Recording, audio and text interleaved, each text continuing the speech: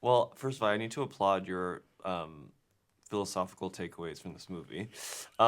You've thought about it so much more than I have, and I was in the movie. I was hired to be in this movie. Life with you. But I thought about you every single day.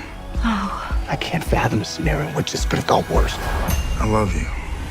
It just got worse. It just got worse. When John faces this decision that's literally forever, it mirrors how real life choices can also feel eternal, even though we don't know anything about what comes after. So, Yeah. were you trying to draw a parallel between the afterlife decision and life decision ultimately triggered the same anxieties? Totally. That's a really good way of putting it. I think when you're making those choices in life, particularly with regards to relationships, they do feel infinite. They do feel like life or death. And I wanted that the weight of that to be represented in Joan's decision in the film, choosing between her first husband and her last, her first great love and her last great love. I think, there's so many stakes in that decision, and it's set in the afterlife, but it's all about what we would do in life and what we would choose, and celebrating the different types of love. I think that one of the most beautiful things about being human is our ability to change, and with that, the way we understand love. So, do you see Eternity as a story about how love transforms rather than simply choosing who to love? That's interesting, That's right? a hard-hitting question. Because what we know for sure is that in the presence of love, like with each partner that has come into our life, Yeah. even when that ends, we're different. Yeah. Change has occurred. Yes. Now, if the question is, did it change because of that love? I don't know. I think that's a person-to-person scenario.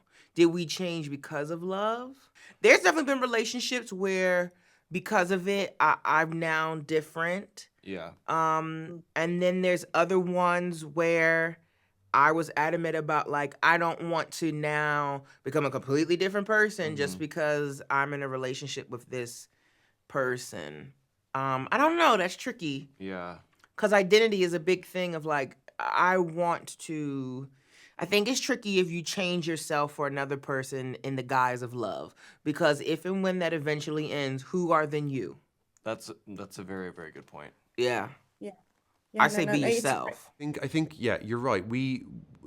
Our relationships change as we age and grow. Who you are.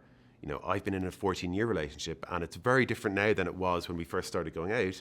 It's deepened and it's different, and we spend a lot of time fighting over like dishes and cleaning, but it's still great love, and and I think the film kind of hopefully reflects that the relationship Larry and Joan has changed, has gone through many different forms. As you go through big things in life, whether it be births or deaths or losses, that all informs your kind of your relationship. And she, the relationship she had with Luke, as she says in the film, it was before things like mortgages and jobs and those kind of things. So there's a purity to that, and there's a romance to that you just don't have when you're in your 40s, 50s, 60s, 70s and beyond. And yeah, but again, it's about celebrating love in its many different forms. John, I always thought that one of the few comforts of death will be the absence of bureaucracy,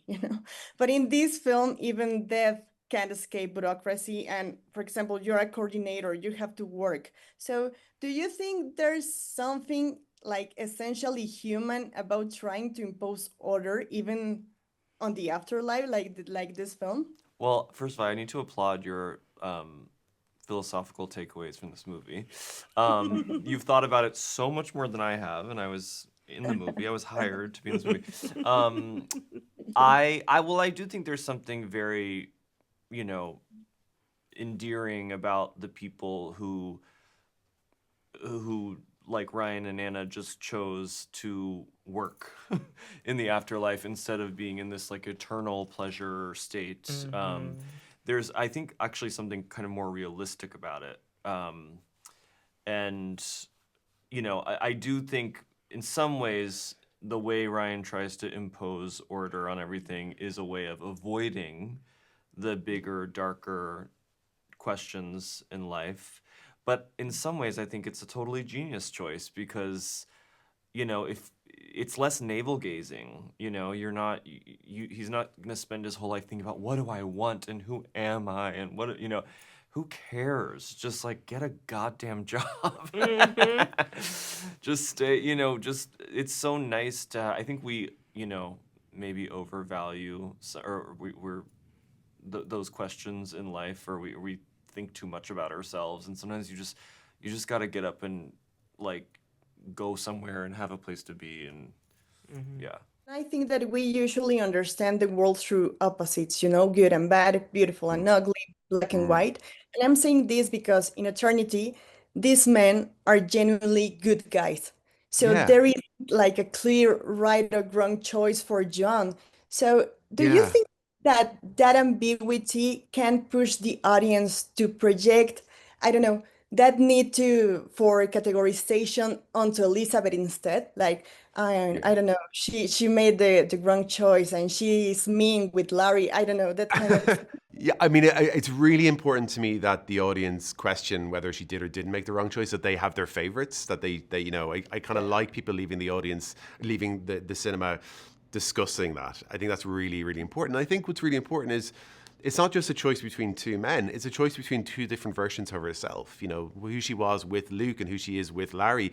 It's, and you can see that in Lizzie's incredible performance, that she acts differently with each man. And I think we do that in real life. We can behave differently with one person. We present a different form of ourselves with one person and another.